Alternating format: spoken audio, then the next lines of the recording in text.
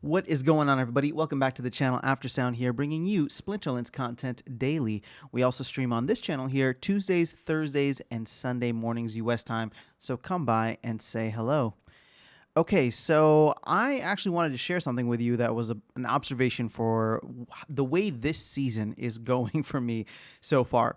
Now, before this season, I'd say the last 4 to 6 seasons, I can't even remember how long, but 2 to 3 months or so, I had actually been taking some time away from the game and renting out my deck for a limited part of the season. It started off with a longer chunk where I was doing anywhere from like 7 to 8 days in the middle of the season. I'd grind the first couple of days to really get those DEC rewards. Then I'd rent out my cards, and then at the end of the season I'd come back, try to grind and get to the highest rating and league that I could.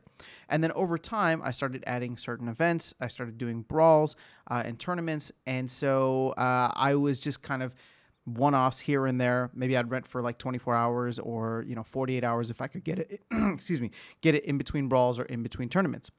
But this is the first season that I am not able to. So a part of me was actually looking to do it this season, but I'm actually enjoying playing so much because of the fact that there are a ton of great tournaments out there, as well as the brawls that I am in for my guild. So this is the thing, and I think we are going to see this pattern probably emerge. Hopefully, once even more so once the ranked rewards are updated in the way that we're expecting it to be, hopefully within the next month or so here. Now, the thing is, I know there's two parts of this, right? So the brawls are, I understand it's not as easy, and it really just depends on the guild that you are in. Obviously, I am in a pretty good guild. Shout out to Archmage Arius's disciples once again for taking me in and accepting me.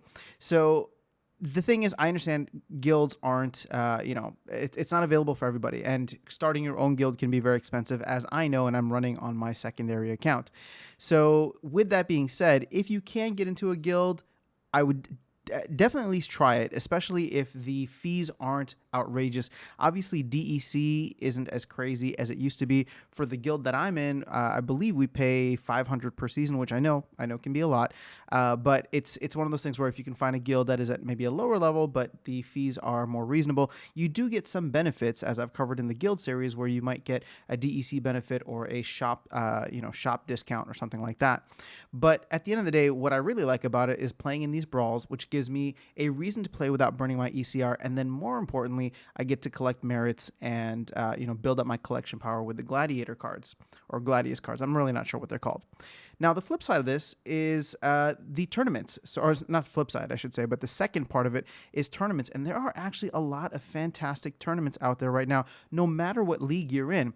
I am finding, at least since the beginning of the season, that I've been able to play tournaments either every night or every other night, which has caused me to not be able to rent out my cards, because between this and brawls, which happen every 5 to 6 days or so, I'm just back and forth, just playing a bunch of different games that are not ranked battles, and I am winning SPS, which is great. Obviously, there's an SPS fee, but what I want to show you is a couple of examples here where it doesn't matter what you are in, what league you are in, because even if you go all the way to the bottom, these noob bronze tournaments are awesome. Now, they're not awesome for me, which is why I'm not entering them, because I am a gold level player now, or gold league player, I should say. My entry fee is 40 SPS versus 2 SPS if you're in bronze or silver.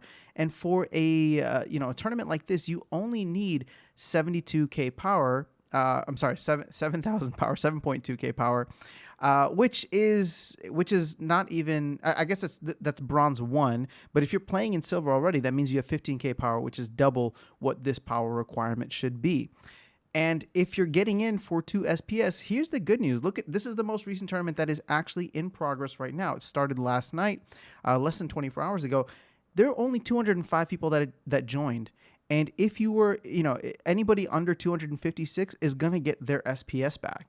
So it's a risk-free way to try and earn more SPS, because if you make it into the top half of players, all of a sudden you're doubling the amount that you put in. And obviously the higher up you go, you are starting to make X's on the investment that you put in. But it is a safe and free investment. Obviously the opportunity cost is that for 2 days or 48 hours, when you pay the SPS, you're not able to stake it and get rewards. But that it's one of those things where if you do get into the top half, you're definitely not going to make 200% or 100% back on your investment within 48 hours by staking your SPS, right? So, and this allows you to play the game. This allows you to see what decks work well in tournaments. It's just a good situation all around. So this is a bronze level 1. There's plenty of silver level 1s here too. I'm not going to go through all of them. I just wanted to give you the example at the most basic level, because if you are just starting out and playing in bronze, that's a tournament that will fit right there for you. Now, what's interesting, and we covered this, I believe, in the last town hall, is if you look ahead, the official tournaments are run by or created by the SPS.tournaments accounts. And what they're going to do is start including lore, which is really cool, because now instead of, I don't know what the names used to be, but you got like this Mount Mox Modern Invitational. So this is like a diamond level or diamond league tournament, just using the modern format. But let's find one for folks who are in either bronze or silver. Oh, perfect. So here's one. This is chaos only and silver level tournament. So let's go ahead and see what the requirements are. Now, for someone like myself, I'm not going to play this because since I'm in gold, it's going to charge me 45 SPS versus the 2 SPS for anybody playing in bronze or silver. And guess what?